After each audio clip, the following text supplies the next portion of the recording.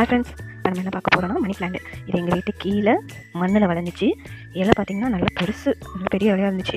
அதனால நான் வீட்டில் வச்சுக்கலாம் அப்படின்னு சொல்லிட்டு அதை கட் பண்ணி கொண்டு வந்துட்டு இந்த மாதிரி 3 இலை கட் பண்ணி வச்சுருக்கேன். நீங்கள் கட் பண்ணும்போது பார்த்திங்கன்னா ஒரு தண்டுக்கு ஓரத்தில் கட் பண்ணாமல் கீழேயும் தண்டு இருக்கணும், இந்த மாதிரி மேலேயும் தண்டு இருக்கணும். அந்த மாதிரி கட் பண்ணி எடுத்து வச்சிங்கன்னா இந்த மாதிரி நல்லா வளரும். இங்கே பார்த்திங்கன்னா எப்படி வந்திருக்குன்னு பார்த்தீங்களா? இங்கே பாருங்க, அடுத்த சாரி தான். மேலேயும் கீழேயும் கொஞ்சம் தண்டு விட்டு அப்படி கட் பண்ணுங்கள். நான் வச்ச 3மே நல்லா வளர்ந்துருச்சு.